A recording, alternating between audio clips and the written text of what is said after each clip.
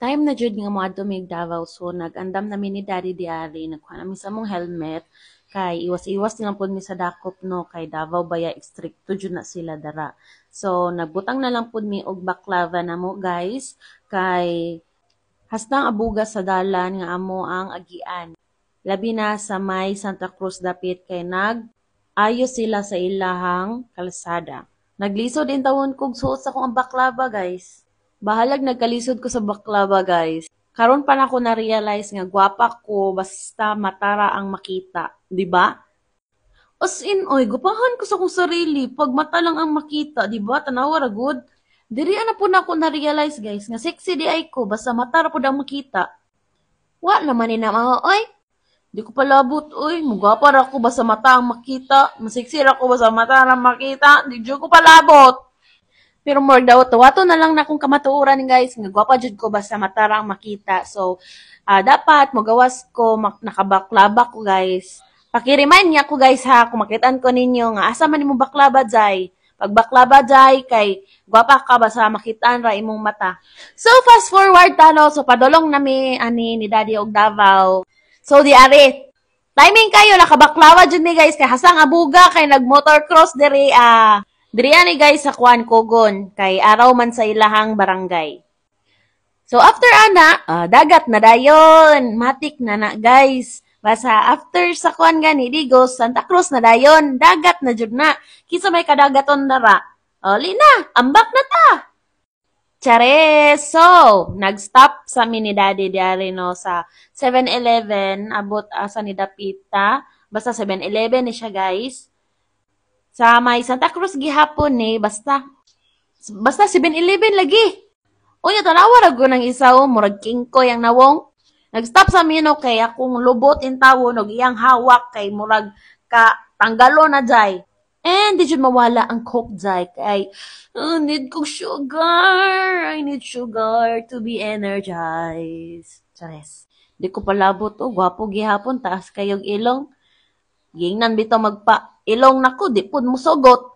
Tanawa ra gud na i-compare daw yang ilong sa kuha guys. Nihangad na gani ko. Mubo gihapon. Mura jug palwa gikan gisungkit. Giahak man ay. Bitaw I love myself baya guys. So, ilab sa nako kong ilong kay nagtigom pa ko pampailong chares. So kanina na og Davao City. Dali ra kayo no, basta video. Nanami sa coastal guys. As you can see, the breeze is very hangining. It's very kusuging. Kusog kayong hangin jay. Nagkurog-kurog na ako cellphone. Tungod sa hangin. Dili kay napasmo ko og sigig ana-ana sa kuan ni Daddy. Dili sa inana ha? Sa hangin to guys. So, niagi sa may Victoria Plaza kay mag-extend mi og visa ni Daddy. Kailangan jud niya mag-extend og visa guys. So, naga-extend siya every 2 months, no? Kaya di man pwede nga 1 month lang. 2 months jud. Kung napalay 6 months sa option, ipa 6 months jud na ko guys, no? So, kani, dali rapod kayo midiari guys. As in, very smooth lang. And, dili kayo sila visa. Yes, this is La Vese, guys. So, as you can see, done matik kayo. VIP yarn. And after this, after sa Victoria Plaza, guys, sa immigration ni, adto sa Midiari sa Oyangarin. 9 minutes away from Victoria Plaza, amo ang gikuan diari, guys. Kaya nabigipalit nga baligya na mo sa amo ang display. So, ayun na mo katingala guys nga naga-kumpra mi diari sa Davao kay barato ra pud baya diari nanan pud mi mga suki. So, kadiyot ra pud mi ani guys kay naggukod mi sa oras no kay moadto lagi mi og Vikings na abi giapas nga QA. Q ambot basta number para makasulod sa Vikings kay na fully book man sila no. So, kailangan na mo mag-book in and magpa-reserve og number.